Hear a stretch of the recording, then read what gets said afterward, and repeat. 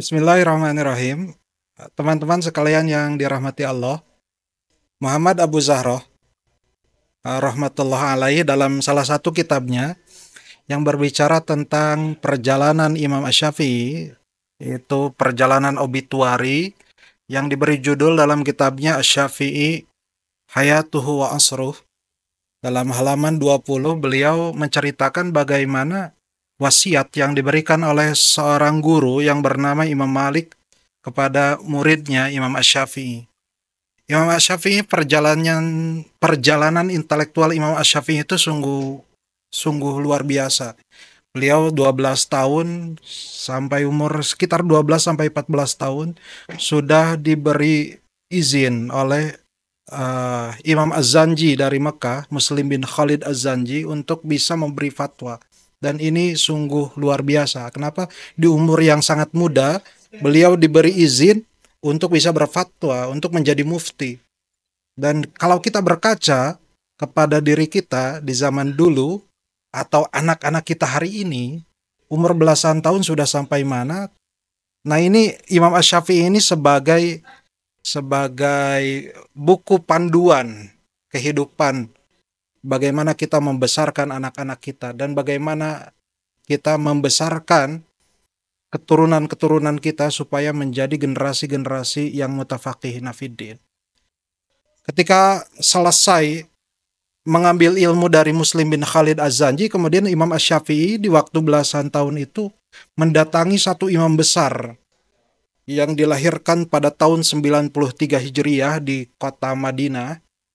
Dia bernama Malik bin Anas bin Malik al-Asbahi dan membuat satu kitab yang kemudian ini menjadi kitab hadis tertua hari ini yang kita temukan, yaitu kitab Al-Muwatta, suatu kitab penting dalam hadis yang memang ini menceritakan tentang hal ihwal, sunnah-sunnah yang ada di Madinah. Setelah perjalanan panjang tersebut, kemudian Imam Asy-Syafi'i yang diceritakan oleh Muhammad Abu Zahroh, dia bertemu dengan Imam Malik dan Imam Malik mengenali Imam Syafi'i itu. Nama Imam Syafi'i itu Muhammad bin Idris bin Al-Abath bin Utsman bin Syafi'i. Kemudian ketika Imam Malik bertemu dengan Imam Asy-Syafi'i, Imam Malik memberikan wasiat yang begitu penting. Apa isi wasiatnya? Begini wasiatnya. Di dalam halaman 20 kitab tersebut, Abu Zahroh menceritakan dan mendokumentasikan bagaimana Imam Malik berkata kepada Imam Asy-Syafi'i dan mewasiatinya, "Ya Muhammadu, wahai Muhammad, ittaqillaha, bertakwalah engkau kepada Allah, wajtamni bil ma'asiyah, dan jauhilah maksiat-maksiat. Fa innallaha qad alqa ala qalbika nuran." Karena sesungguhnya Allah telah menyimpan kepada hatimu itu cahaya. Fala tutfi'hu bil maksiyah. Maka jangan padamkan cahaya yang ada di hatimu itu dengan kemaksiatan. Kalau kita mengerti bahwasanya ilmu itu cahaya, ilmu nurun, maka janganlah padamkan cahaya itu dengan kemaksiatan. Maka dari itu Imam Syafi'i ketika mendatangi Imam Waqi, kemudian Imam Syafi'i mengadu tentang bagaimana dia buruk hafalannya, tentang persoalan-persoalan yang berkaitan dengan hafalannya. Farsyadani ila tarkil ma'asi. Kata Imam Syafi'i bahwa wasiat yang diberikan oleh Imam Waqi kepadaku adalah dia mewasiatkan kepadaku untuk meninggalkan maksiat. Kenapa?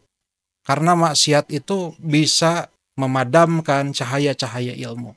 Teman-teman sekalian yang dirahmati Allah, apa yang dikisahkan oleh Muhammad Abu Zahroh dalam kitabnya Asy-Syafi'i Hayatuhu wa Asruh itu membuktikan bagaimana kecerdasan yang dimiliki oleh seorang guru, Imam Malik, itu menangkap momen penting, yaitu Imam Syafi'i yang datang kepadanya kemudian mewasiatkan kepadanya hal yang begitu penting.